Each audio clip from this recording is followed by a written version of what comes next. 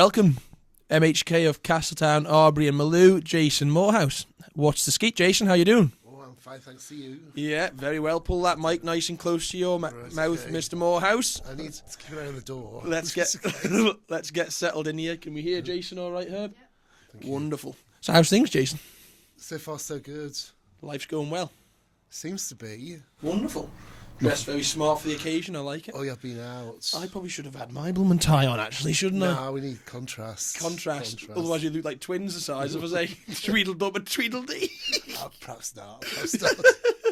But anyway, so tell me a little bit about you, Jason, what you sort of do, what your role is. Let the audience know who are listening sort of what's going on. Yeah, I'm a politician, so I'm one of the small group of people on the island who makes the laws.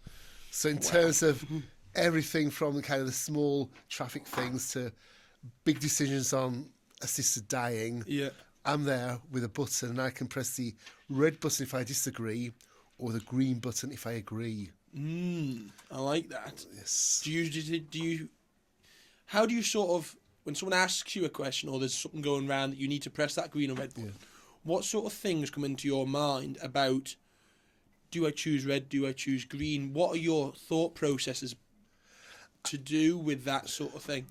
I think being a representative of the people, you're actually listening all the time to what people think and what people are saying. Because it will be easy to go, I think this, I'll do that. So all the time, it's not about me. It's actually about the people of Arbory, Castletown and Malew and what they're saying and thinking. So I've not been in a position yet where I've had to kind of go against what I'm thinking, but I feel it's important to actually listen to what they're saying and any concerns they've got. I want to kind of make sure they're raised and possibly incorporated into the changes that we're making. So, yeah, I think it's important to always remember that you're just one voice piece of many people. Right. Because that's sometimes, well, certainly since our tour, I've been thinking about it. And say if someone from the north puts a question or a proposal forwards, and obviously you have to choose, everyone has to choose green or red. Do you choose red or do you choose green? If it's nowhere near Arbory, Castletown and Malew, how does your decision alter it? What do you think is good and what do you think is bad? I think even though the constituency is really important, an equally important consideration is the Isle of Man as a whole. So if someone in the north comes up with a good idea, which unlikely, but it could happen, then you've got to consider it and make sure, if it is a good idea, we actually go forward with it. If it's a good idea that could be done slightly better, improve it. And if it's a rubbish idea, you say it's rubbish. Yeah, sort of common sense in a way. Definitely. That's important because too often where you get a grouping of ministers, they've got groupthink. So if you're not part of the gang, you need a bit of common sense, definitely. Right. So, yeah, that sort of almost leads me into that leads quite nicely, actually, into... So when you make your decision, you are not in a ministry role at the moment? No role at all. Okay, so can you describe to me a little bit about the difference between what you do as somebody who's not a minister and the ministers, those groups, those little...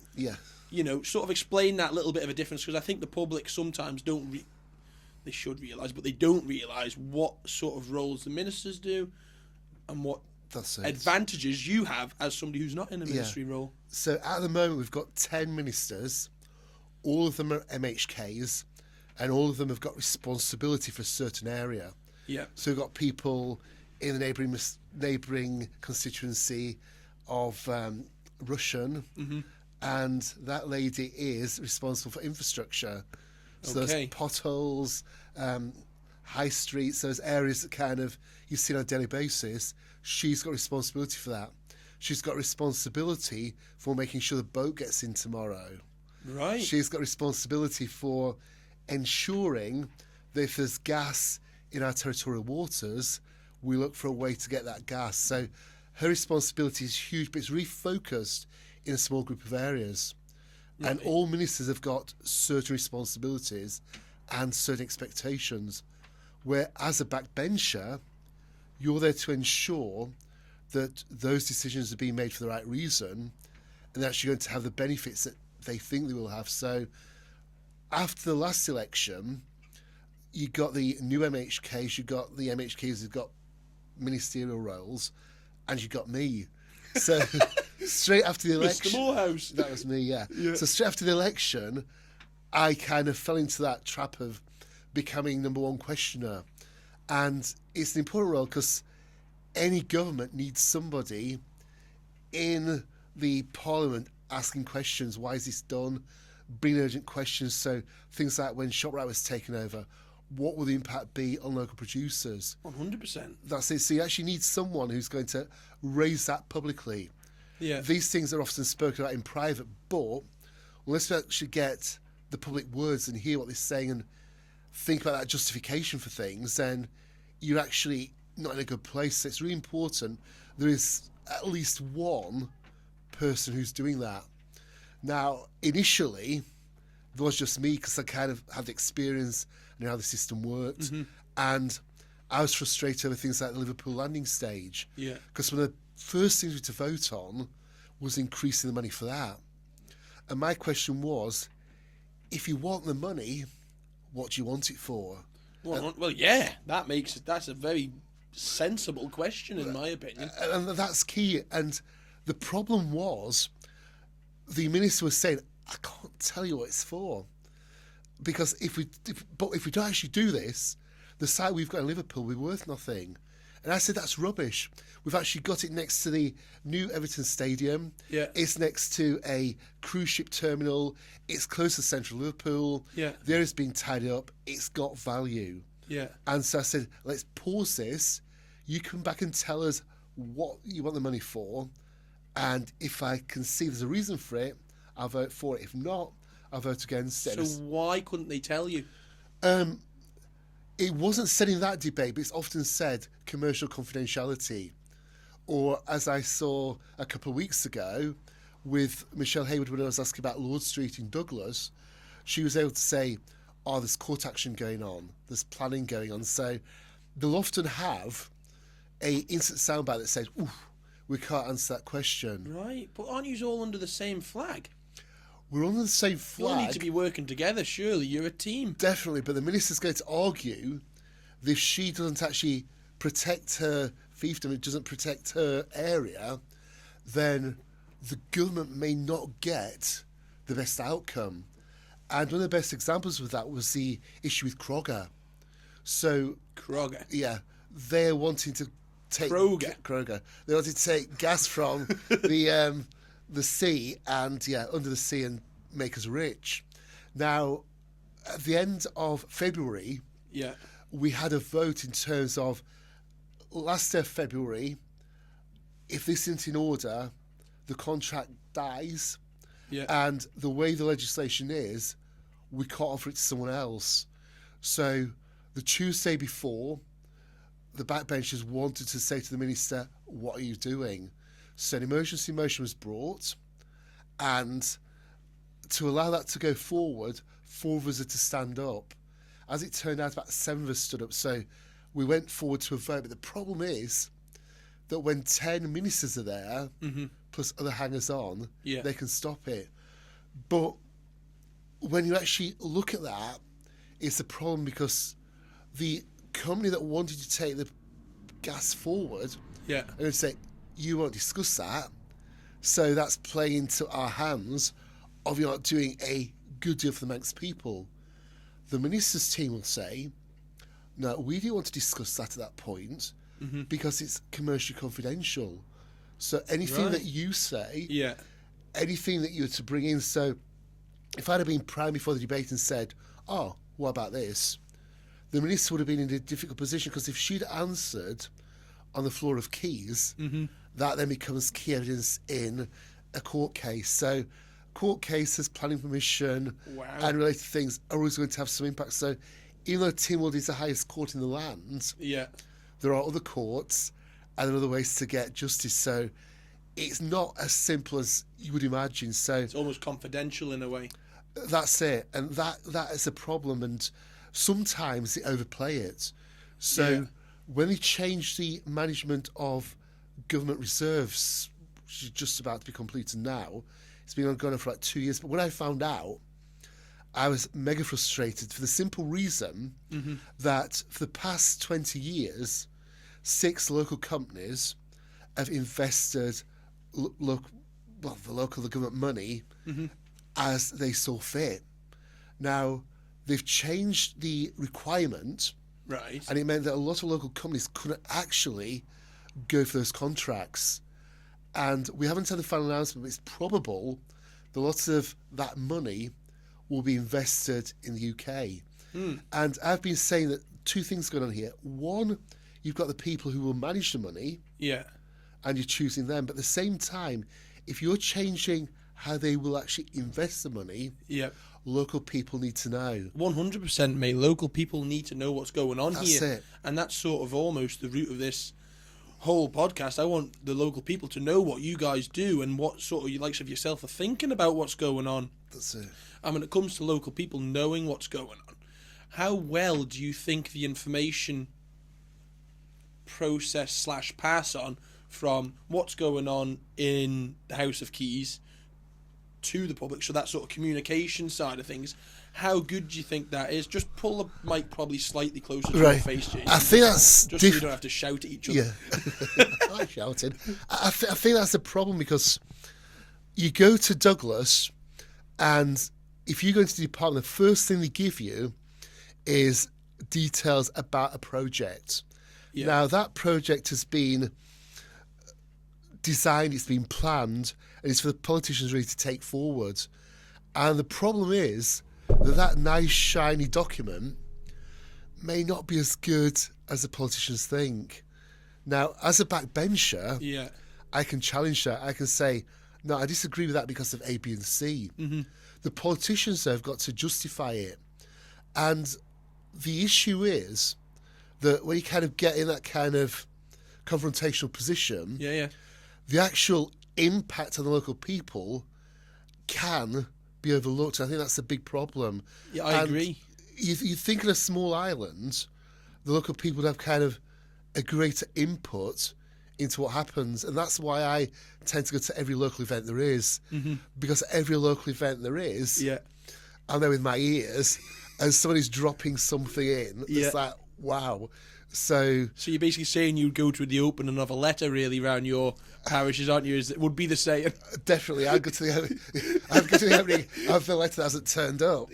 But an example of that, this afternoon I've been to an event, and as a chap was leaving, he said, "Moorhouse, go and find out about this," and it's quite explosive in a way what he's told me, and that's so important. I think when you're a new politician, people think, who is he? Can I trust him? Can people trust you, Jason? Do you think they've sort of built that up over time? And I think that's important. You have to build it up over time. So I'm not going to say, Percy told me this. It's got to limit it down to perhaps 20 persons on the island. But, everything has got to be confidential, especially when people tell you that information. So you're taking everything forward as it's your stuff. But do you think the way the government and the public communicate is positive? Is what I'm asking.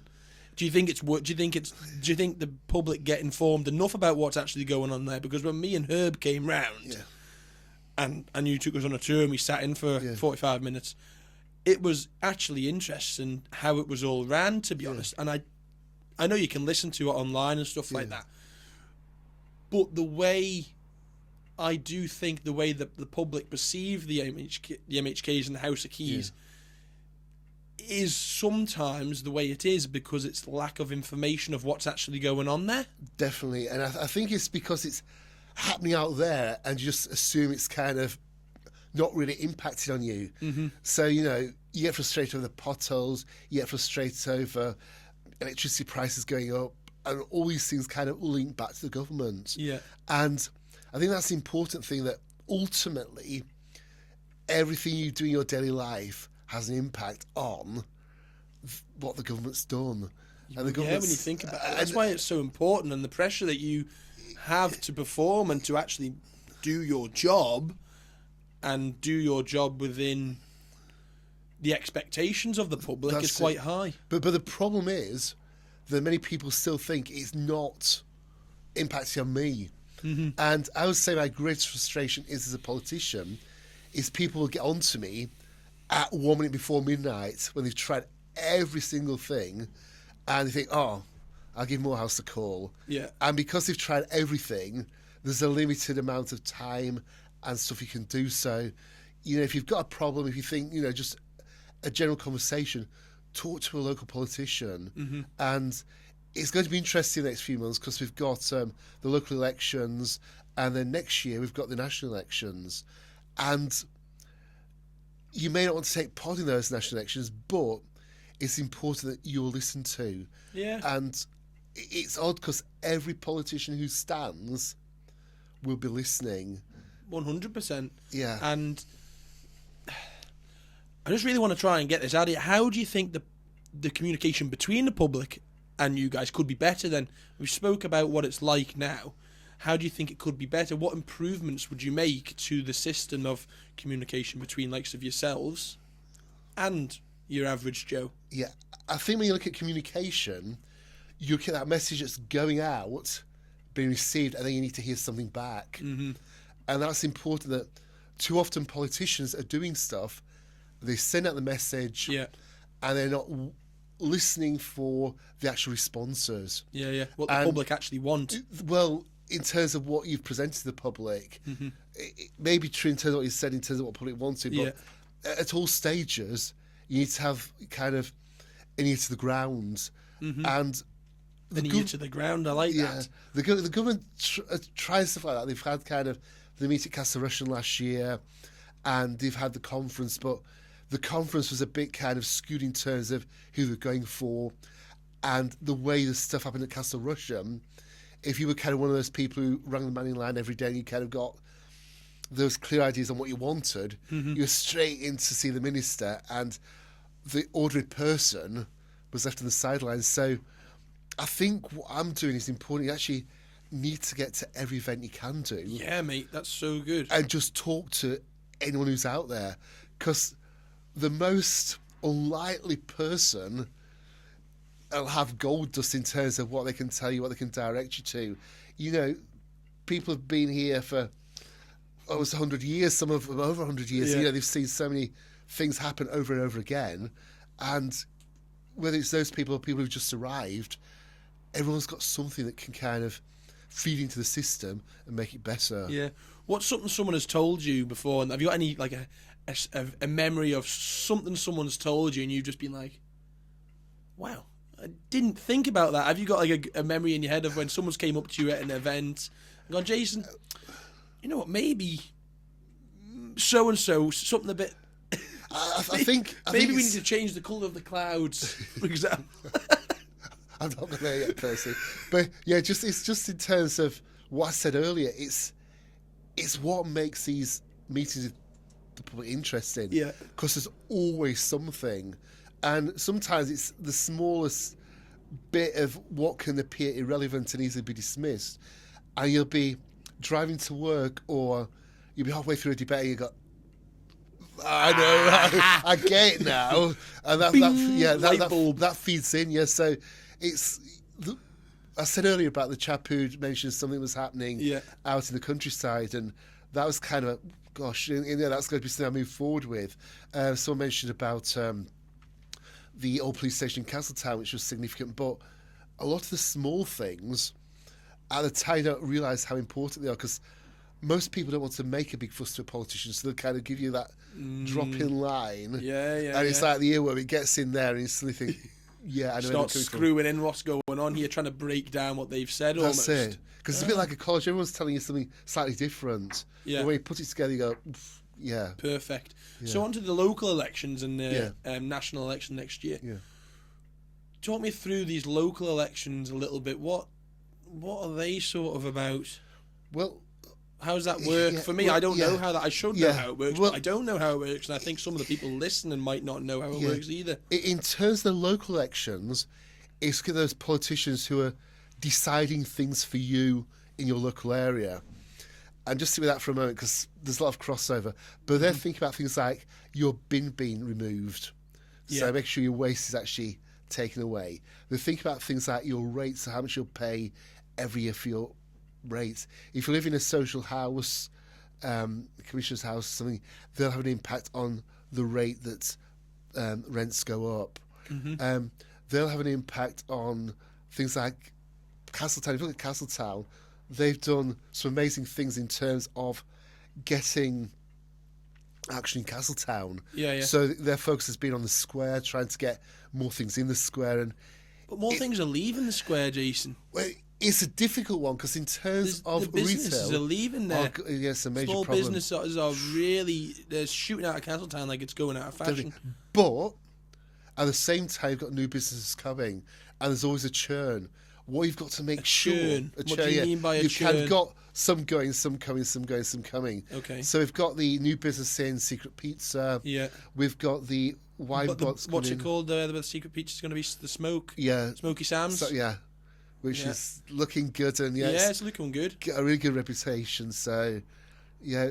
What can Castletown do, Jason? Do you think to make people want to go there, because it's a small town? Well, compared to Douglas, where are those local shops going? What's killing them? I think Castletown is more than retail. Retail's important, but if you want to have your hair done or your nails done, whatever, most of those businesses that are in Castletown are appointment based. So people tend to go in for half an hour and go out. But I think Castletown's special because it's got a mix of things. So it's got the square, it's got the shops, it's got the historic background, it's got the castle. 100% amazing, yeah. It's also got the coastline. It's got so much within a small area. Yeah. When I first stood for election in 2011, I went around the constituency 3 times in 3 weeks, knocking every door. Right. It's such a compact, small town. You know, there's so many gems in that small area. You went around every door? Yeah. And it's in 2016 and 2021, I didn't quite make it. Yeah. In 2021, I was going at the Balamotor. It's kind of 10 to 10 the night before the election, thinking it's now dark and I can't knock on this person's door because it's like, who's this big creepy man coming up to my door? It's like an act of desperation. Yeah. It's me looking through the window. So I thought, I've got to go home so I can go to the gym before the thing starts in the morning, and then it's election day. Go round to every house. But it's important because you have the invitation in a way to go around every house, I suppose, during the election campaign. But between, you can't really turn up and say, I'm your local politician. But at the same time, hey boy. At the same time, you expect to be seen. Yeah. And so, 100%. That's it. So they need to see me in Castletown Square. They need to see me in the Camp. They need to see me in the gym. They need to see me in Tesco. You're not a celebrity. You're a people's man. You're a man of the people, meant to be, essentially. In terms of what the job description is, that's the best way to play it. Because you're actually representing those people and trying to make sure that their thoughts are being reflecting how the island's changing. Right. So when you went round everyone's doors, knocked on, whatever, got your first year. When you went into that first term, so from 2016 to 2021, how was your approach to that term different to the term that you're now in? It was learning. It was quite interesting. I spoke to Tony Brown before, just after I'd been elected, and he said, the best advice I can give you is go in and watch. Spend the first month or so, look at how things work. Once you know how things work, you can become part of the system. You can use the system and get good outcomes. And that was really good advice. The problem was, week 6, I was front page of the newspaper. Quiet man. It's like, damn, that worked against me. Like a turtle in his shell just sat at the corner. That's it, quiet man. Said nothing, what are you paying this bloke for? And actually been across to London, to North West and seen 2 MPs for one of the sittings. So I'd only missed 5 sittings, and I'd done the prayers. Yeah. I'd kind of listened, I'd voted, so I participated, but I'd not spoken. But it was a really good wake-up call, because from then on, I've done a monthly review. So every month, when it gets kind of last few days of the month, I'll review what I've done. Mm-hmm. And it's important for local people, but also it's important for me to reflect, because every day is big. Every day I'm doing something. Well, you're making changes. You're running the country, aren't you? Trying to. But, so that's just kind of every 28 days, every 31 days, whatever it is, just reflect on what you've done. Yeah. And it also gives people a chance to actually see what you have been doing and what's coming next. Because I think that's important. Because people need to see the results, don't they? Oh, yeah. They like to see physical data. Well, most people like to see, okay, Jason's done this week, low, whatever you want to call it. So then, going into your now present term, how did you approach this differently? I had far more confidence and far more knowledge of how the system worked. I was still not fully aware. There's always something that kind of makes me, I wasn't aware of that. But, you know, you can't get complacent, which is important. But right from the get-go, I knew that 5 years was a short period of time. And feels like a long time to me, I can't lie. You're young. when you're one, a year is 100% of your life. When you're 100, it's 1%. And very true. You get close to 100. But the thing is, 5 years isn't that long at all to actually bring major change in. And because the first year or so just spent learning the basics, how the system works, finding the toilet, whatever, it's not happening. Whereas the second term, right from the first sitting, I knew I wanted to kind of shift things forward, try and kind of give them the suggestions they needed to get things done. And it's not just about asking questions. It was interesting when I headed the Steam Packet Committee, we had Brian Thompson in, and it was a bit agitated that day, and he said, you know, I'm fed up of being pushed by politicians sort of thing. And luckily Michelle Hayward to the next bit of questioning, and she said, well, what are you concerned about? He said, I get the political questions, but I also get them emails. And she said, go on. And he said, go on. Mr. Moorhouse has sent me 47 different emails on 47 different topics since I got the job. And I thought, because people assume that I turn up on a Tuesday, ask a few random questions, and then disappear for a week. See ya. Yeah, that's it. But the questions are really just the tip of the iceberg. The questions are the bit where I'm wanting to kind of make a public push. So the public go, that's a decent idea. Why are you doing that? Because a lot of the stuff you kind of say in private or through emails, it's like you just fobbed off, and it's like, no, it can't be done. Well, you're getting paid, aren't you, really? Yeah, you can't just fob off, like... That's it. But, I asked a question a couple of weeks ago about consultations and how much has actually been spent on it. Yeah. And the chief minister was like, what? We don't know. And I said, well... That's crazy. That is crazy. But given that we don't know... That's bananas, Jason. He's just... Truly, it's a whole fruit bowl. But given that we've actually got 31 of these in 2024... we should now be saying, we're going to have a similar number this year, so at the end of each consultation, let's see what's been spent. Let's actually do some evaluation in terms of the cost. You need to. Evaluation should be a priority to sort of make sure we all look back as a group once a month and think, well, once every 3 months, once a quarter or whatever, and think, how did this quarter go? Is that sort of how you do it, or not really? Definitely, just in terms of the health have a consultation, so once that's finished, tot up how much has been spent and go, good value for money, or how have we spent so much on this? So, do you think overspending's a real problem in the government? Yeah, it's just become a natural way of life. Why is that, though? Because this is something the public really want to know. We've had so many years when money's been easy to access. We've got decent reserves, and in the last few years, the return on the reserves has been good. So we've kind of just spent. So I've always been tight. So, like, when I go to Tesco, I look at what's reduced. And, I'll get one of those. Ooh, £3.50. Make sure you get your Tesco Club card out, That's Jason. It. Yeah, extra points. So I one of the kind of key things I wanted when I got elected was to actually be asking these questions. Why is this being spent? What's the justification for it? Because basically, when you give them the checkbook and pen, there's no actual pull to actually stop spending. That's it, isn't it? When obviously I'm no government pro, but when you guys are deciding the price of things and deciding how much to pay or how much to charge, what makes the price relevant? I think it should always be relevant. And when I was in health, I had some responsibility for school meals and all that type of area. And one of the first things I looked at was the price of products. And I looked at the price of frozen peas, like, whoa, £4? How could we pay £4 for a standard bag of frozen peas? That is surely wrong. £4 for a packet of frozen peas. I'd expect a trolley full of frozen peas for that. So, I asked that question and it was looked into. But in terms of the process, things like that happen. £4 for a bag of peas, not a big issue. It's not going to break the bank. But 70-odd million for the Liverpool landing stage, or £1 million a day for Manx Care, is big bucks when there are only 80,000 offers. But these firms like you said, Manx Care. Well, is Manx Care? What's Manx Care sort of classed as a business?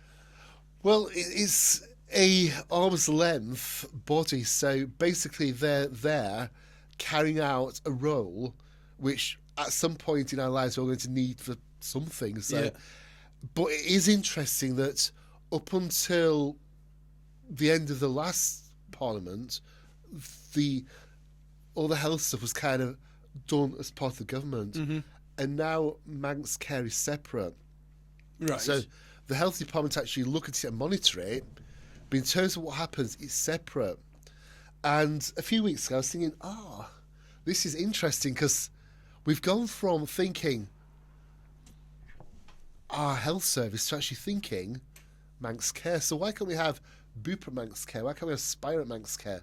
Why can't we have Percy at Manx Care? Yeah. Why can't it be actually operated by a private company? Yes, that's it, because at the moment it's almost more for the government to run, isn't it? That's it. And you could actually say, how much will you charge to operate this health system in the Isle of Man? It may not work, but it will give us kind of an indication.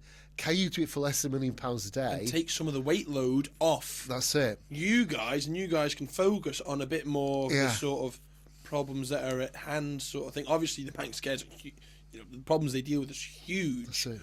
But having the Ministers of Health, is it? Ministers of Health overview that, fine. But trying to run it as well as... It's difficult, as well as sort of overview it is probably quite a tricky task. But it was a good opportunity to ask the Chief Minister a question.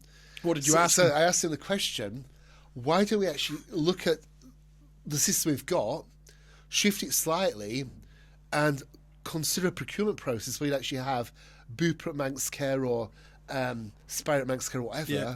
And he said, I haven't thought of that. And it's like, hopefully that will be considered, because you've still got... It's that little worm, isn't it? Like That's you just it. said before, that little That's sort of it. place that pin there, and then he goes, oh, good idea. But the key thing is everything needs to be done in the best way possible. Yeah. If it's Manx, it's brilliant. But It's got to be. It could be slightly At altered. the moment, it's not all... Everything the Manx doing is not... Well, like, it's not all good at the moment. People seem to really be... starting to recognise and wake up a little bit to what's going on, and starting to think, hang on, we're paying a lot of money into the government, and are we getting our return back? And is that money that we're paying in getting spent wisely? Yeah. And I think that it's people are starting to really wake up and think, hang on, what's actually going on here? That's it, because when you're paying your tax, when you're paying your rates, Yeah. when that money is leaving the household, and you'll have to pay your rent and your food bills, you're thinking, ooh, are they actually, as careful with their money as I'm having to be with my money? And that's it, important. isn't it? Yeah. Are the public seeing the return in their, our Castletown, Malew and Arbory? Obviously, I live in Malew, or Arbory or Malew, I'm right on the border, but by the by, are we seeing for our taxes, are we seeing the input back into where we live with what we're paying? Yeah, and that's the big question, really, isn't it? That's it. But it's at the same time, it's that national thing. It's that pride, making sure we are the best, and that when people come, they're wowed. Because one of the motions I brought about 18 months ago was actually looking at what people see when they arrive back on the island, whether they live here or a visitor. When you get back to the Isle of Man, what do you see? And we've become not quite as good as we have been in the past. And a small committee is actually looking at what things can be done to make the island more attractive. And what do you think would make the island more attractive, Jason? I think a lot of small things, like, if you think back to when Prince Sam came 2 years ago, and they did all the hedgerows. They kind of cleaned up the side of the road. Everything was tidied that should be up. Standard, shouldn't it? That's it. You know, that's what we should expect, and that should be there, not just when the princess turns up. And I think that's important. You go to... Sorry, that would be like saying, oh, I'm bringing my friends round for tea tonight. I'm going to pick up all the rubbish that I've got on the floor so that I look good. And then when they leave, we won't use a bin in the house anymore. We'll just chuck it all on the carpet. That's true, Percy. And some of us live like that. But do you understand what I'm trying to say there? I do. It's a perfect example. But in terms of what we could do so much better. And before I brought the motion, I asked a question about the experience people get when they enter the island. And before I ask a question, I was put something on Facebook so people can share their thoughts. So I stopped off at the airport and took some pictures. I thought, wow, it looks good to that. There's no rubbish. It's all tidy. And I thought, yeah, this is good. So then the following day when I was up in Douglas, I went down to the sea terminal. Yeah. And it was a tip outside the doors. There was cigarette butts. There was rubbish. It was a real mess. And I found out that they assumed the question was about the airport. So ahead of the question being asked, they had a deep clean. But because it also involved the general port, they had a clean there, so it was, as it was, yeah. Wow. But it did kind of say, look, you can do that today for a question. Why couldn't it be done every day? Why is that not just this? Why are our standards here and not here? Why are they? Why at the moment are we hovering around? I don't know the 4 or 5 standard. Why should we not be pushing? Like you asked, why should we not be pushing for that 7, 8, 9 standard all the time? Yeah, because when you come home, you actually see things, and if it looks good, you feel good. Too right, and people are coming and going. Visitors, exactly. We want to bring in more tourism because it sort of adds to the economy. Tourism, huge part of the economy, isn't it? Yeah. So anyway, we kind of went down a bit of a rabbit hole there from what happened between. Just be gentle, putting that cup down there. You don't want to be slamming at your big old. Well, take care. Anyway, so yeah, that was sort of answered my question of what's the difference between the first year and the first term and the second term. Now, I wanted to come on to approach this podcast in a friendly and obviously sensible way, but I do believe that questions that the general public want, I should think about asking you. And I've had a couple of people ask me, why didn't you ask Jason this? Why didn't you ask Jason that? And I think something that people have spoke to me about is there much corruption around how the government is ran? Is there people running it for their own benefit rather than it being ran as a business and as a sensible thing? Are people thinking it should be... Are people approaching it in the sense of, we're not going to do this because it'll make Jason look good if we go through with that idea? Are we not going to do this because it'll make Laurie Hooper good? He's the one who's doing the good thing. I don't want him being the one who's doing the good thing. I want it to be something else. I want it to be me. You know what? Do you understand what I'm trying to say? I do understand. Yeah. And as a group of ministers, like you stated before, they're in a group. But if one person is doing something different and trying to push for that better, do the rest of the group want to follow them and think, right, that's good? Yeah. Or just cover this corruption sort of thing, because people are really starting to wake up, Jason. They're starting to wake up and realise that our MHKs and the other people in the government and the House of Keys, are they really pulling their weight? Yeah, I think they're corruption... getting paid a good wage here. Yeah, I think corruption's a different thing in terms of corruption kind of implies brown envelopes and you kind of being swayed by various businesses and things. I've seen no evidence of that. Mm-hmm. I did ask one question once and someone said, why'd you ask that? And it was just because of general interest. It was a business-led question, and it was just, it was back to the gas company. Yeah, but it's not necessarily about you here. I mean, in-house. But it's are there clicks? Definitely. And it's the one thing that surprised me, because having been a teacher for so long, and no matter how crazy the child is at 3:30, 3:45, they come back the following day, start fresh, and everything's new, everything's bright, everything's brilliant. With adults, it tends to be building up continually a belief about another adult, another person, and that can be good. It can lead to kind of working together. Other times, it can be disruptive and not actually get the benefits you want. So I think just in terms of adults, there can be that relationship. When you've also got the council ministers who've got that group think, and you've got a small number of backbenchers who are challenging, it can become them quite easily. I know when Peter Carroll was there, he kind of had that continuous agenda of question. And I've always tried to avoid that. I ask a lot of questions, but they're always done to kind of give them the nudge, kind of raise public awareness of something that could be better, you know, something that's not quite right. So I try and do that. And it's quite interesting that Alf's been really good at sacking people and getting people to resign. Okay. And it must be the only job in the world where you stand up and you look across at the person in front of you and it's someone that you've sacked. Yeah. And then you look to their side and it's someone else you've sacked. And you sit down and there's someone behind who's chunching away and it's someone else you've sacked.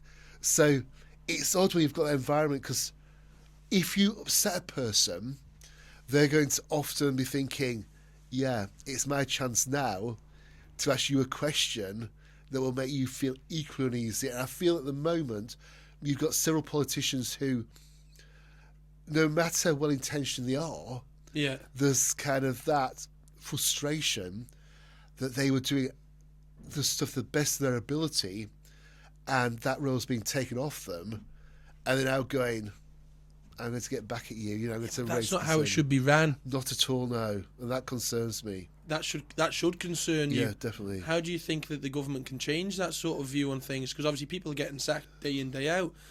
That's part of the process of business. I think, and how can we? I think. Go on. I think it's a difficult one in terms of, as you say, it's part of business. But if I work for you personally, you sack me. Yeah.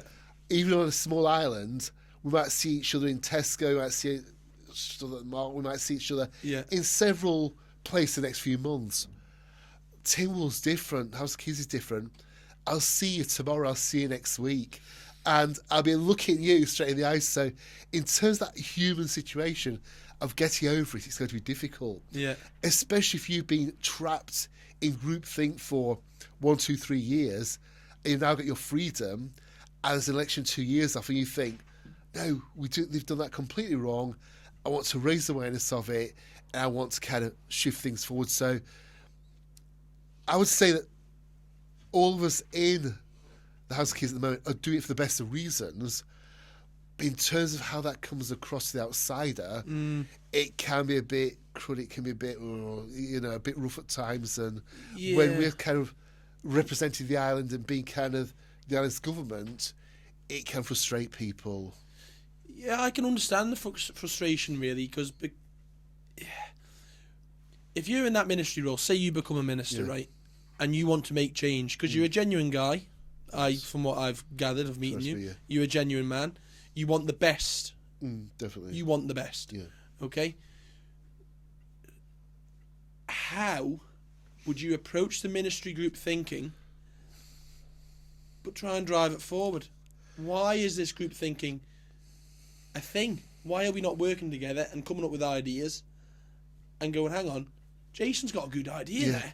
I think that's, why can't we go with that? Why is that not the case? I think that's a really good question. It's kind of one thing I used to reflect on when I was in departments, and also when I helped Alf in his campaign to become chief minister, where I was kind of round the table, one of those sharing ideas. And I think, to have that opportunity to be a minister and to have your own kind of area and take things forward would be incredibly powerful and incredibly good. I was in health when Kate Beecroft was minister, and it was so frustrating because she'd been a backbencher who'd asked a lot of challenging questions. She didn't get the support of the chief minister she should have got. Yeah. There was no continuity with the previous members of the department, because she wouldn't take on Matt Coleman because he was an MLC, and she didn't think those members of the Legislative Council were equal. So there was a lot of kind of interesting aspects to her, but it was frustrating that every week we had kind of meetings that would look at how to make health services in Andaman better, to save money to ensure patients were getting what they needed. And we'd have these meetings every week. They'd just bring us rubbish. And you felt like you were just being kind of given no options. And last year, when Manx cases were going to bring in these cuts, and Comey said, you can't do that. The council minister said, we will accept that. And I thought, we're at that same point again where the administrative people are just saying, this is all we can do. And that's the problem, because one minister can only do so much. And that's the frustrating thing. If you're a minister and you've got the team behind you, you can do amazing things. If you're a minister and the team is not with you, it's an absolute nightmare. That's what I mean, in the sense of, not maybe corruption is the wrong word, but are people sort of in it to be the one who makes the change? Or do they want the whole group to be the ones who make the change, or do they want to be themselves to make the change? I'm not sure if there's that level of clarity. It was quite interesting that when I was in infrastructure, the CEO said one day, the general public think we're so clever. And I said, what do you mean? He said, well, we've kind of got all these conspiracy theories and all these thoughts that we've done all these grand things. He said, most of the time we're just too busy with a daily grind, getting the potholes filled up, getting the next set of accounts done, whatever. So to do these big things just aren't on the table. It's not possible. Yeah. And I think that's the issue, that for most of the Isle of Man's government and most employees, they're just doing that basic stuff that needs to be done. But they should be doing more than that. That's it. But the issue is you've got to give them the opportunity to do more than that, because if you do more than that, it's a risk. It comes with a risk. And if you get a good government job, then you've got a good income and you want to hold on to that. And perfect. Okay, I'm going to stop you right there. Go on. Now you've mentioned income, I can kind of go into a little bit more detail about what I wanted to talk about. About it. So, backbenchers. Likes of yourself. Do they get the same wage? I should probably have done my research, but I want it to come from the horse's mouth. Do they get paid the same amount as somebody who's in a ministry role? There is an uplift. So if you're chairman of the Office of Fair Trading, I think the post office and various other areas, you get extra money. If you're a minister, you get extra money. But it's not substantially more in terms of the additional responsibility. So there is extra money, but it's quite an odd thing, because I think many local people aren't actually in their job for the money. It was quite interesting when I went to hang on. When an MHK gets paid, is there a set hours per week for the money that you guys get paid? No. Okay. So how can people who... let me think about how to word this a second. Well, I'll give you an example. Hang on. I know what you mean. Yeah. So when you are working your ass off to go to every event, to do the most you can for your... Well, I presume you do the most you can for your place that you live and you love.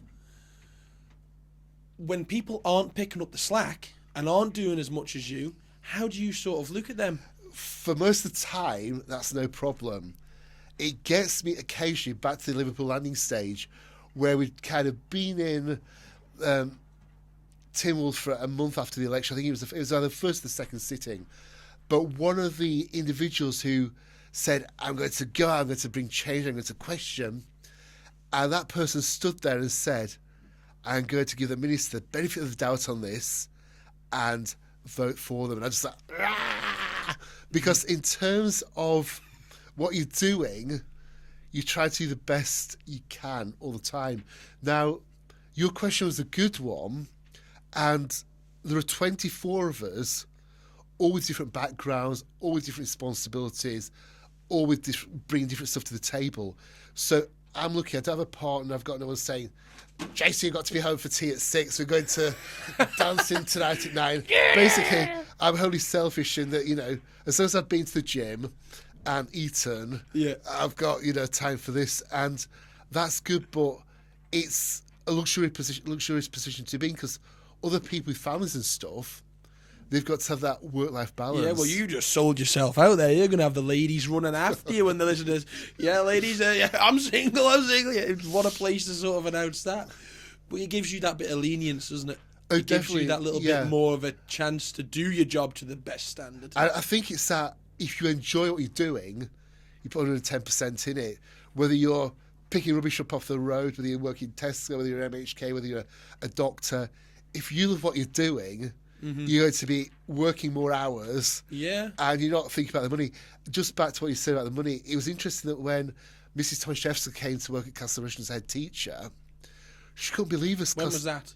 About 98. Okay. But she spoke to us all, and she could not believe that most of us didn't know what we were being paid and where we were on the scales. Because most of us at that point were actually there because we wanted to be teachers. We enjoy what we're doing. Yeah. And as long as we could pay our rent and the credit card and whatever, that's enough. Mm-hmm. And yeah, I think, I get decent pay at the moment, but it's not radically more than I get as a teacher. And, it's just so what in a way. It's good. The best bit for me is paying my credit card and pay the bills. Because I think that's, those people who can't do that, I think, oof, you poor thing, if you're struggling to put food on the table, because I think, I've been there and, to get that pound to stretch out for a bit longer is tough. And, that's... Yeah, it's not a nice place to be, is it? And it's easy to forget that. Especially when you're in a well-paid, comfortable job. Yeah. You can have the blinkers on and forget that not everybody has got the same intelligence necessarily. Yeah. Not everybody has got the same qualifications necessarily. And also, people sometimes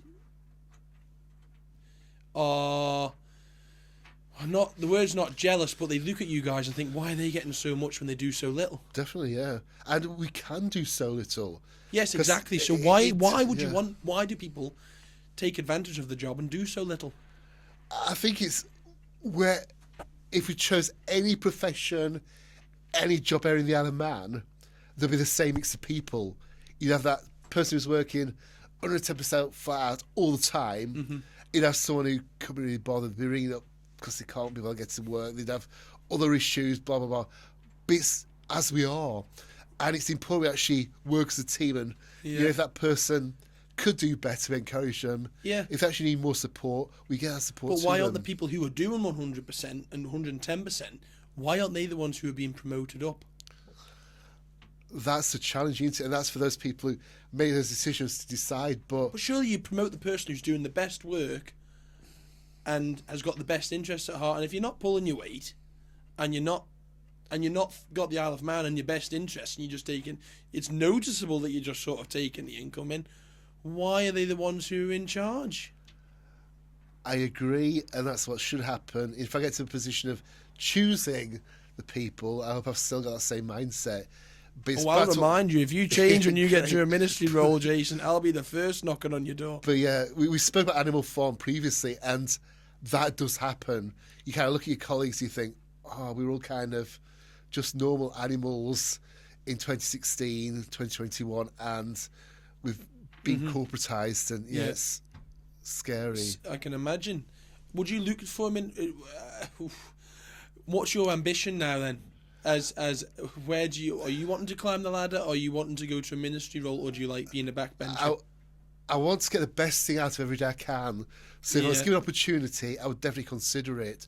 So the last meeting I had with the Chief Minister was a case of, so you don't want responsibility? And I said, yeah, anything you offer me, I'll consider it. But I only want to go back into infrastructure because I was there for 4 years, and it does my head in terms of this is the political arena, this is the political bit, and this is the operations. And when I was there, it was kind of continually saying there's a divide. It's quite interesting at the moment. The minister seems to have merged that divide. I'm going to look at that more closely going forward. But I said I want to go there, but also I don't want to go into enterprise or treasury or cabinet office because I'm on a committee, and I become chairman of the Economic Policy Review Committee since. And I think that's a really good role to have, because you question those chief politicians about what's happening and their team, and you get some really interesting responses. So the following day, he came and sat next to me and said, "I can offer you two things." And I said, "Go on then." And it was it was infrastructure and enterprise. It was like, don't you listen? But I thought, I can't do that. So I wrote a really nice letter thanking him and said that at the moment I could take neither of those positions, but hopefully we get a chance to talk in the future. But that's very good, yeah. I think the people will. No, this podcast is almost going to sound like I'm blowing your trumpet, and I think you're the best politician going. But you know me, so yeah. No, but it's good that you can say no. It's good. It's important in life, I think, no matter what you do, that if you don't want to do something and you don't think it's right for you, the money shouldn't be the driving factor in a sense. Yeah. Obviously, you want to have the best living you can, but you have to say no if things aren't going the way you want them to go. That's it. And both no's were because I could do more by saying no. So as a backbencher, I can raise any concern about infrastructure. And I do it quite frequently because, that is the bit that people see every day. Now, if I was in infrastructure, I'd be banging my head against the wall. Why? Because that disconnect between what the politicians are driving to and what the officers have the capacity to do. Because ultimately, politicians want everything, and the workforce has got a limited ability. And so it's kind of finding that middle way. My best example was when I was getting really fed up with being in infrastructure, was they were concreting part of the prom in Douglas, part of the walkway. And I drove past, and I thought, 1, 2, 3, 4, 6, and there were at least 8 men behind the concrete lorry. And I thought, that's not right. But have you ever laid concrete before? Have you? Yeah. I could imagine you'd be good at laying concrete, Jason, you big bucket. As long as you've got your 2 planks of wood and a plank to balance it out, you need 2 men. So I stopped my car and went across the road. I said, why don't you have one of those things that comes out the back and you can actually shift it from one side to the other? Because it was a man with a barrow, and it wasn't a big barrow. It was kind of Percy Pig style barrows, just like embarrassing. So these small barrows, 3 or 4 of them, and I'm kind of moving it across, and then blah blah blah. So I thought, so I said to her, "Where's the shoe? It should be on the. Oh, we're using that for a private job." I said, "So you've got a £20 million plus contract here, and Mrs. Wiggins, who you're doing a drive for a couple £100, she gets the shoe to things." So I thought, just leave it, Moorhouse. That would drive you up the wall. So I went back to infrastructure. I spoke to the CI. I said, "This is bonkers." They just kind of bananas. It shows how wrong we're getting it, because we've got, I think there were 12 of them, 12 grown-up employees working on a job, laying stuff that could be done with 2 men. It just that's back to that overpaying of things, isn't it? You're paying 20 million for something, and if boys start pulling the weight, you could get done for less. And his question was, which stopped me in my tracks, was, "Is it being done safely?" And I went, "Yeah." And that was number one for him in his role. You couldn't argue it, could you? That's it. And it's back to what you said before about once you're in that position, you're ensuring that you're minimising risk, so your job's safe and those around you are safe, and it's a difficult one. So you're paying extra. It's getting done slow. It's getting done very slow. People are getting paid to do maybe stand around and do nothing, but at the end of the day, it is safe. That's the priority in a sense. Whereas a good old politician comes in and said, 2 men, lorry, get done. Let's get a couple of big donks on the barrows. Let's get this moving. That's it. But and that's the frustration. Yeah, I still have, but it's a frustration that I need to have given my current role. Yeah, because it will be so easy to go, this has just happened like this. Oh, this is just the way things are. That's it. But it's easy to fall into that sort of channel, isn't it? Definitely. You've got to be there ready to bite and ask why. And talking a little bit more about you and, things being easy or hard, You say you go to the gym. What sort of benefits do you see from going to the gym? How does that help you in your day-to-day life? I love it because I go without a phone and I do what I want for an hour, however long it is. And I've just got freedom. I can just talk to people just passing. It's just normal me, and it's doing what I want. So it's like playtime, really, like a 5-year-old, whatever it is. But it's good to just get that release. And it was quite interesting that when Kate Beecroft was sacked it was about 2018, I was in health and had ministerial responsibility for a few weeks. And it was like, I was going to the gym with that chain behind me, and I thought, oh no, I don't like this. Yeah. Because at the moment, I can just unload stuff, go to the gym, power through, get out, do some work, and I thought this being a minister is intense. It's hard going. Definitely. So when you go to the gym, you're into your health and fitness, obviously, or whatever. Is that to you something that you tick that off in your day? Is it a chore? Do you feel better after you do it, or do you do it because it's a hobby, or because you're trying to build yourself?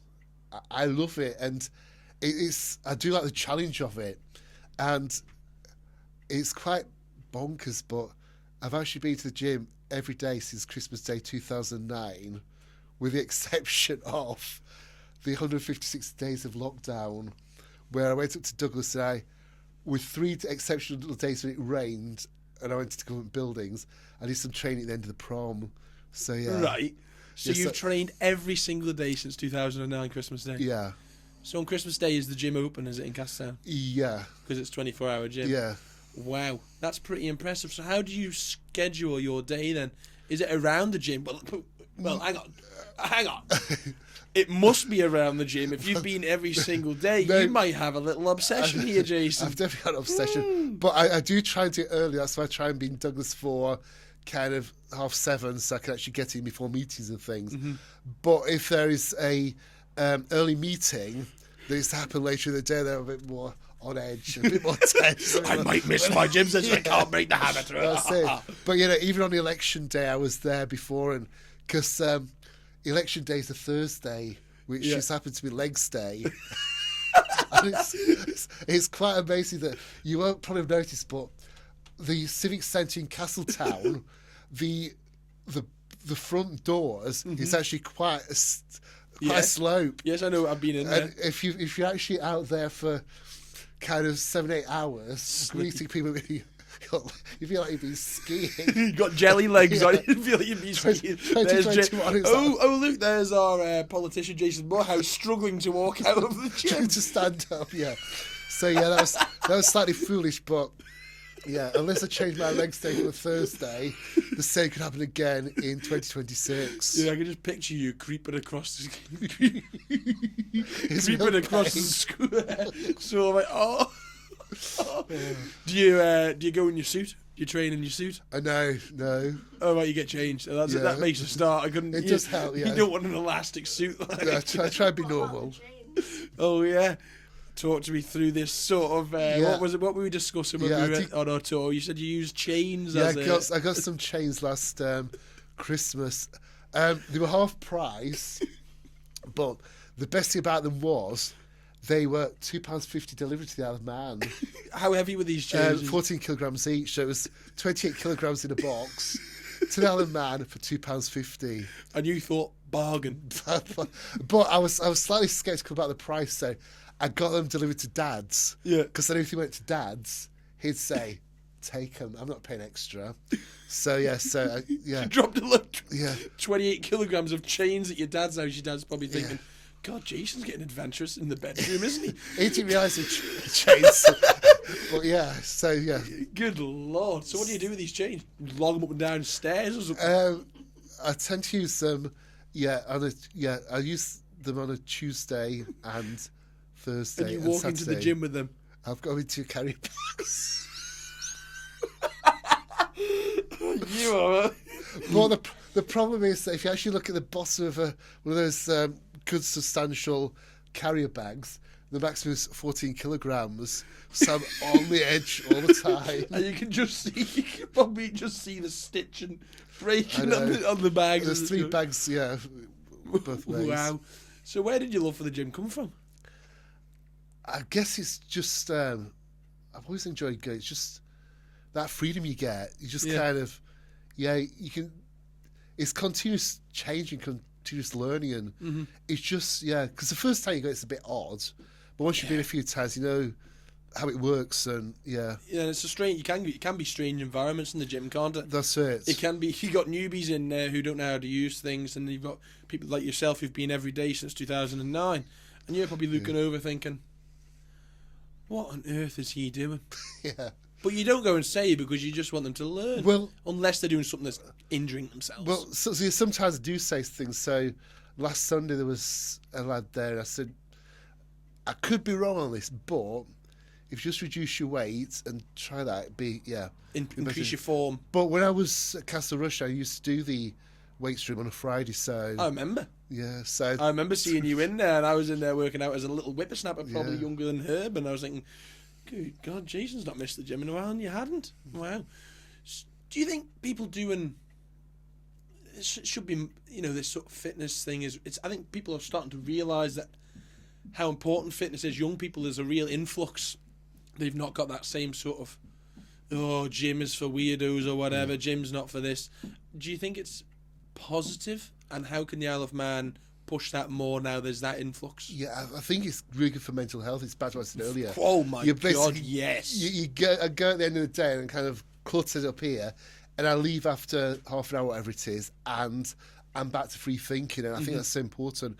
It was quite interesting. At the end of the first lockdown, I was in health and we were discussing how to move things forward. And we'd agreed that the schools would open on the 15th of June. We agreed that we'd try to get back to normality. And the public health lady said, but I'm concerned about gyms. It was like, no! So, man. No! God, I can't cope with that. The one place you want to be. I could just see you twitching away in the chair. So I had to contact, I think there were 24 gyms on the Isle of Man at that time. Wow. So I got onto them all and said, I'm going to write a letter. Would anyone be prepared to take this forward and get some signatures? And about 2 weeks later, so it was just probably end of May, the letter came through to health, and a couple of them were aware that the minister knew of it, and I think Claire Barber knew of it, and Claire said, is Jason aware of this? So the minister said, I think Jason was behind this, but it was that kind of, so...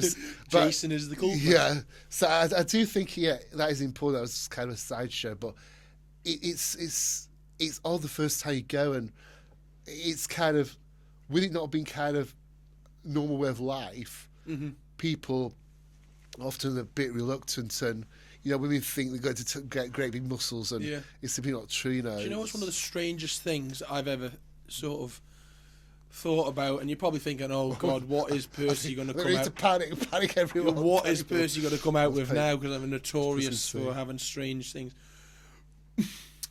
But when I go to the doctors, right, and an obese doctor is trying to tell me about my health, I do think, what is going on here? Because quite often, in that sense, it's do as I say, not as I do. Yeah. And do you think that doctors should be a figure of, if I'm going to give you advice on your health, shouldn't I be doing the same thing for my health? It is a difficult one, isn't it? Because it's individual choice. And one of my more memorable things about being in health was when the CEO said to Claire Barber, we're having new uniforms, so we've got kind of what sizes the nurses require. And she said, there's, I think, about 2% to a small and 3% to a mid-size, and the rest are large or extra large. And Claire Barber said, that's how it is. And I thought, that is odd. But that is odd. It is odd that, There are health people, and they recognise that if you are overweight, you will have health problems. And I'm not saying that you... Obviously, if you want to be overweight, you can be overweight. You don't have to go to the gym. You don't have to.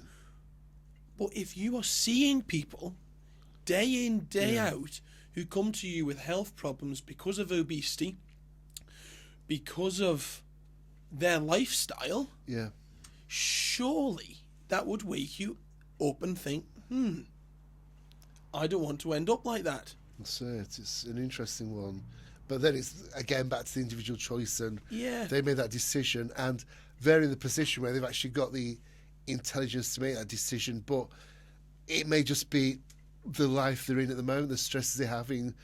It might be one solution they found, which, creates other problems, but... It's a strange one when you think about it like that, I think, because I sort of am somebody who do as I say, do as I do. Yeah. If you're telling me about being fit...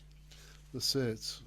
I'll look at you and use you as a bit of an inspiration to be sort of in that sort of shape. But that leads us on after you mentioned about the pandemic. Do you feel the government handled that well?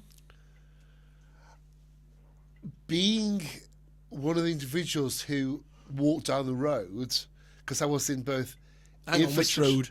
Well, just in terms of the decision-making process, because I was in infrastructure and health, and it was a time when that divide between the officers and the politicians eased, so you kind of more input from the politicians in terms of the operational side.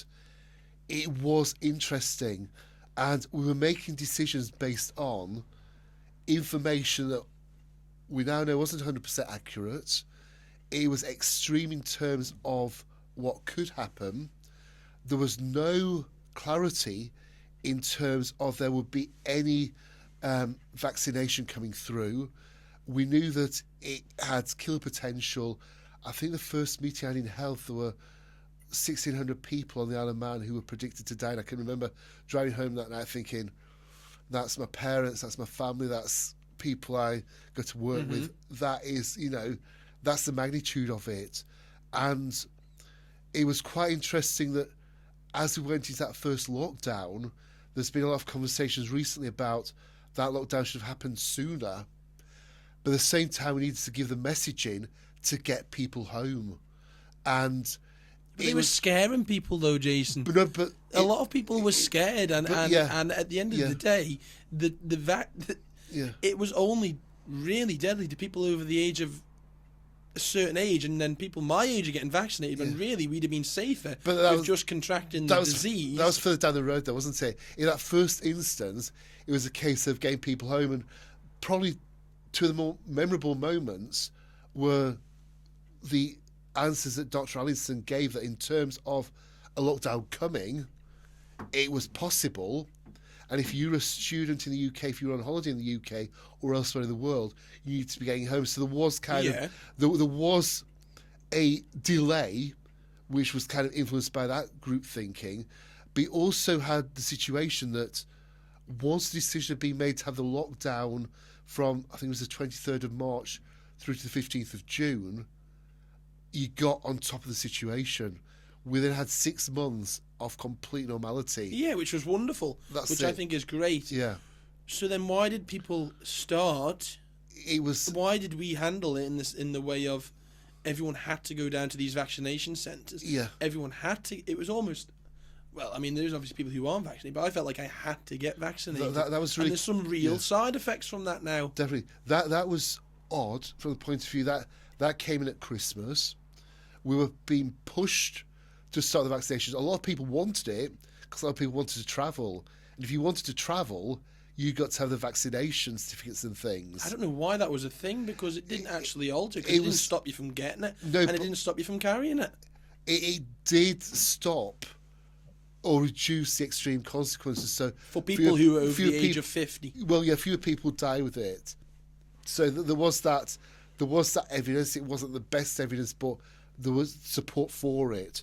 But it was really memorable that in December, when we got the stuff on the island and we were ready to go, the Health Minister at the time, David Ashford, was really clear that we'd have the indemnity in place before we started injecting people. Indemnity, what's that mean? It was basically insurance policy. So if basically it was the wrong drug and there were issues... So it was the wrong drug? No, if there was the legal documentation, so if it was the wrong stuff... Oh, if it was. There would be some support network in place. And my problem now is, if we delayed it, what was the nature of that documentation? We were told that documentation will be the fallback, so the people you've identified who've got issues now should have had some kind of recompense, some compensation, some solution. That doesn't seem to be there. That doesn't seem to be possible. We actually delayed the start of our programme, and the Channel Islands went first because they said, we're just going with it. And we were really quite cautious, making sure that everything was in order.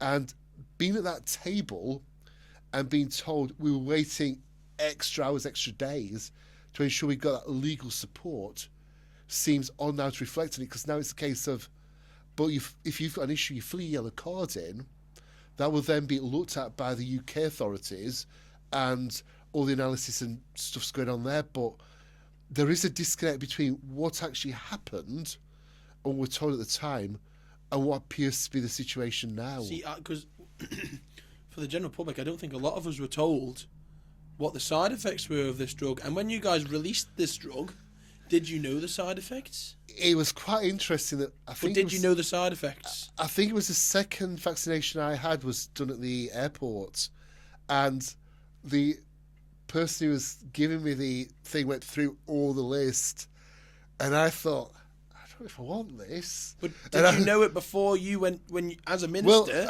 Well, was that information? No, hang on. Yeah, answer the question. Yeah, I was a minister. I was part of the department.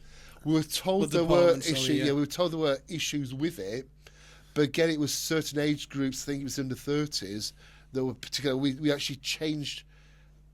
I'm doing that checking. I think it was AstraZeneca that the under 30s didn't get after that information came out, but there was still, when I had my, I think it was the second vaccination at the airport, I was still told this and this and this could happen, and I thought, oh.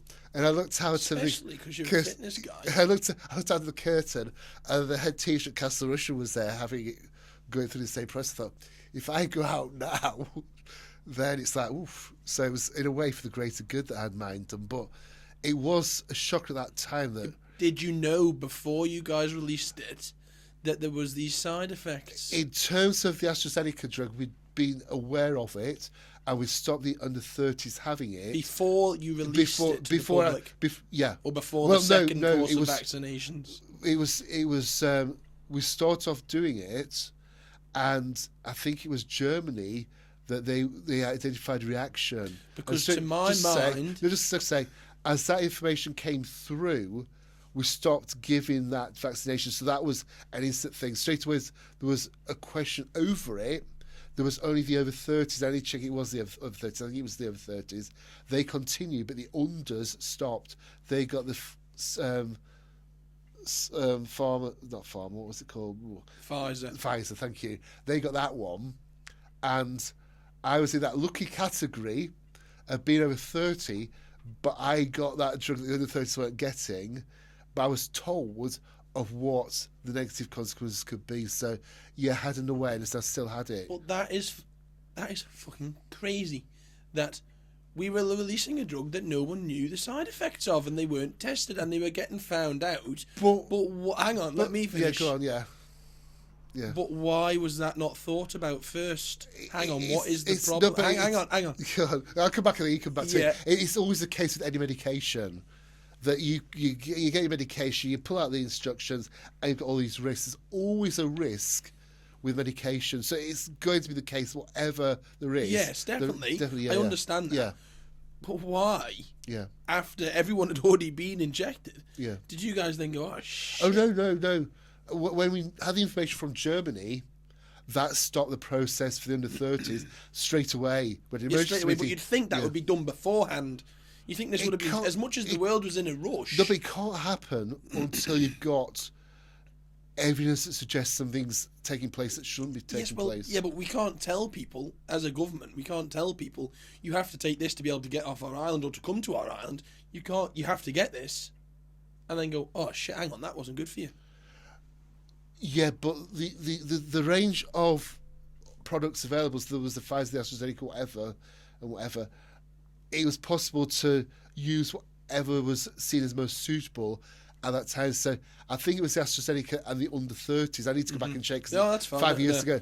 But there was definitely one of the vaccinations that we picked up. There was issues in Germany. Straight away as we picked up on that, we said that no one under the age of 30 would get that. It was an instant reaction. It wasn't a kind of, we'll discuss this at the next meeting.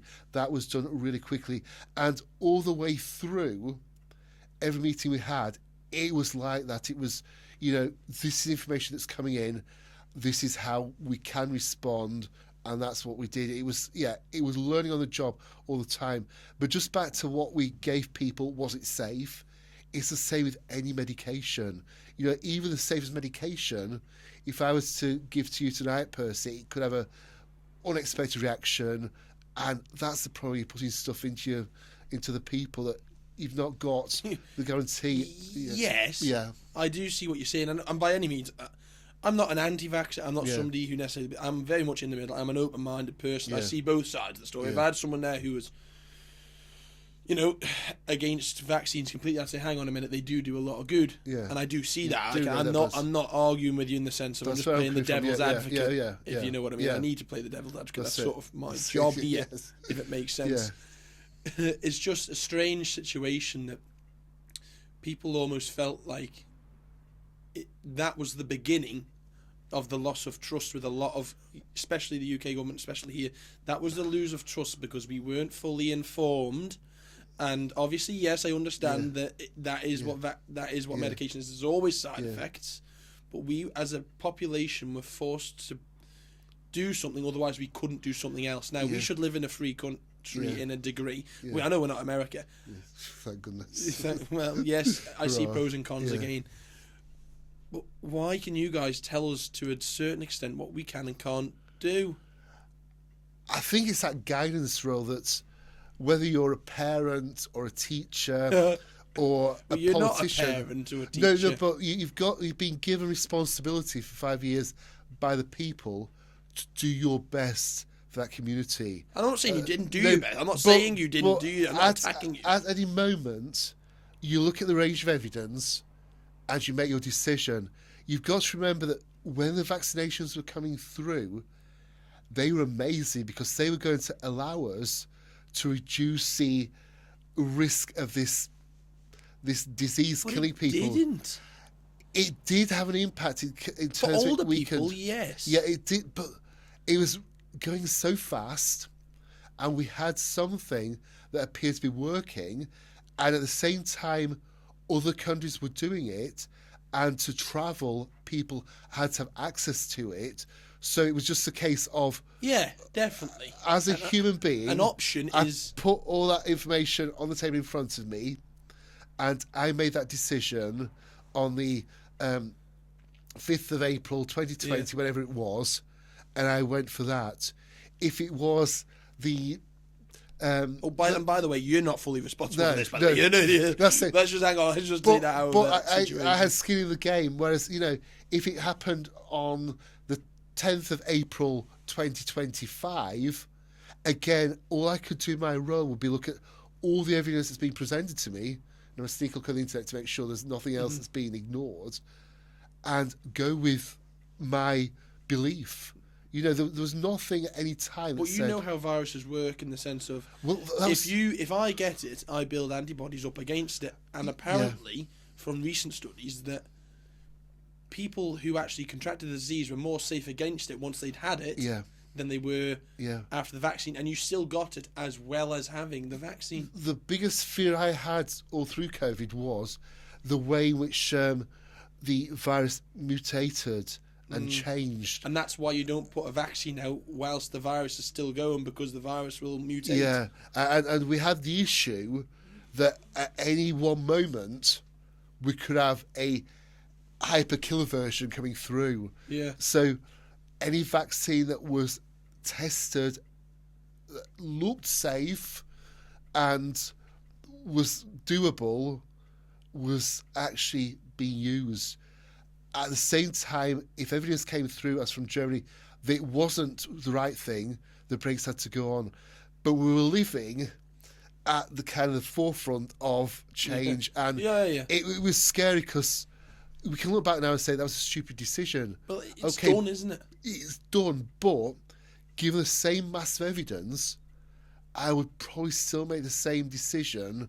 Now, the only bit that would change it is if I could time travel 5 years forward to now and see all the implications of what was going on. And that's not possible. So when you have this future event, similar humans are going to have the same decision to make, and they might be lucky, and they'll give a vaccination that has no negative side effects at all, and everyone's happy, or they could get it 100 times worse than we got in 2020. It could. Scary, isn't it? And do you feel pressure in your role sometimes? Driving home and we're told that 1,600 people die on the island, that was kind of a projected figure. I felt scared, and I felt kind of alone, and I felt that the people close to me were at risk, and all those negative things, and you kind of at your most vulnerable, and we all probably have similar feelings to that, and in a way, that's also going to impact on your decisions. So when someone appears with a vaccination that is a game changer, let's give it a go. Yeah, why not try it? That's sort of why not give it a go. That brings us nicely sort of into a little bit of the end of this episode, I think, because why not giving it a go is it should be a term. Should be a term that everyone says, why not try something new? Why not try something different? As the Isle of Man, we are a little country, and we're proud of what we've got. We're very, very patriotic people, I think, anyway. And trying something new and giving something else a go would be a great thing. Yeah. And most people getting out of your comfort zone can only really make you better, I think. And you've certainly done that by going from a teacher to a politician. And if you were to give advice as for some younger people wanting to be politicians on the Isle of Man, what advice would you give them? I would say give it a go. The first time I stood and I did the requisition meeting, it was like, whoa, what am I doing here? And it's a continuous learning process, because every day I learn something new. So if you're kind of intrigued by how things work and what's going on out there. And I got home one day, I felt absolutely knackered, and someone rang me up and I said, oh, I feel so knackered today. And they said, well, how many ministers have you questioned in public today? It was like, ooh.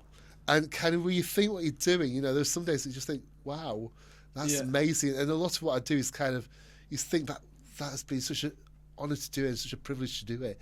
And I think accessing a seat on the commissioners or a seat in the House of Keys, a lot of people are put off by, those problems. But sometimes you just put the problems aside and think, what could I do to make things better? And one of the biggest obstacles for a tight one like me is just the cost of accessing it. And when you actually look at the glossy documents that come through your door, you think, wow, this is going to cost me a lot of money. And people do spend thousands and thousands and thousands. They save up kind of £1,000 a year so they can have £5,000 to blow on getting elected. But with the exception of the last election, I never spent more than £1,000. But what advice would you give to somebody who's young, say Herb's age? Herb's turning 15 this year. If he had in his eyes, right, I want to be an MHK of the Isle of Man and I want to make a change, what are you going to say? Use your skills and don't let blocks like the cost of doing it get you away. So as I was saying, in terms of the last election, I just went over £1,000, not a lot. Yeah. But if you look at a few £100s, it's doable by most people. If you can say that up over a 2 or 3 year period, it's kind of 18 months off the next general election. Yeah. If you can save £20, £30, you can actually get some basic photocopy, get your ideas out. And a lot of it is back to trust, people thinking, could that person make a difference? Could they do it differently? And it's not a glossy £5,000 document that does that.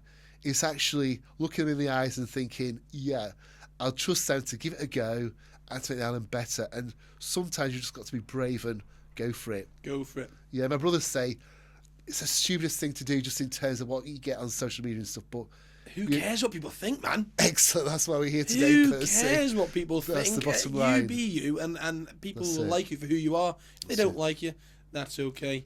I mean, I'm in a similar position. I've put myself up for certainly public ridicule. It's you know, it's one of those things. If you want to do something, just do it. Don't sit around worrying what's Joe Blogg's going to say down the road. Yeah. If you want to do it, give it a shot. But at the end of every episode that we do, I always ask the same question. Yeah. And I hope that you're going to give me a good answer, because it's sort of your job. But if you had one thing that you could change or improve about the Isle of Man, what would it be? Take a second to think, because it's an important question, and I've been excited to ask you it for the last, what are we on, hour and a half? For the last hour and a half. It takes me back to school, and at school, everyone who had a dream, everyone who thought they could do something, whether it goes to the college to do art, go across to do medicine, once they got that self-belief, they did amazing things. They went off and did things. And as a politician, it's trying to get as many people to kind of look at what they could do and create the backdrop to allow them to do it. I love that. So whether it's someone who wants to be a farmer and get a farm, someone who wants to go to college and be a student, someone who wants to just get a house to live in, but a politician should be able to tick all those boxes and just giving a little push and do those things. Tweak. Yeah. So is that what you would change? Yeah, just kind of try and get everyone to look at what they could do different and get to that next step. And that's perfect. You know what? That's funny you say that, because I've been thinking a lot lately about people. People say they want to do things, but they're not willing to change to make that happen. I think that's sort of what you're trying to explain there, isn't it? And if you don't change, nothing's going to change. Yeah. So you've got these dreams. Yeah. But maybe if they're not happening, take a look at what your lifestyle is sort of portraying. And if you want to be, I don't know, an artist or a farmer, live like that person and you'll become one. That's it. And ignore what the detractors say, because there's always someone who's going to say, you'd be crap at that. You rubbish at that. Exactly. Just keep that kind of inner thought going and keep going. But it's always, you could have 100 people say something positive about you, but you'll always remember the one person that said you couldn't do it. That's it. But once you've gone past that and achieved it, you can reflect on that one person. Yes, you're there. Give them the Vickies and say, ha! Definitely, yeah, that's it. Look where I am now. But I think that's a great way to sort of end the podcast. Jason, it's been an absolute pleasure having you here, and I hope to get you on again in the future, because you're obviously in my parish, and it's something that I like. And plus, it's Isle of Man based podcast. We need people like you. And do you think other MHKs would be interested in coming on and doing something like this? Do you think it's something that maybe people, I think, would? Do you have any suggestions? I just think people from all walks of life, because everyone's got an interesting story to tell, especially on the Isle of Man. That's it. That's what I find out. That I go into Douglas, I get my nice sheet of white paper, fantastic. Yeah. But the most scruffy looking individual who crosses my path tomorrow may well give me the best bit of advice and the best insight that I could have hoped for. So just be ready to listen and hear. Stay open minded and try and be a sponge. 100%, I agree with you there. Thank you very much, Jason. It's been an absolute pleasure.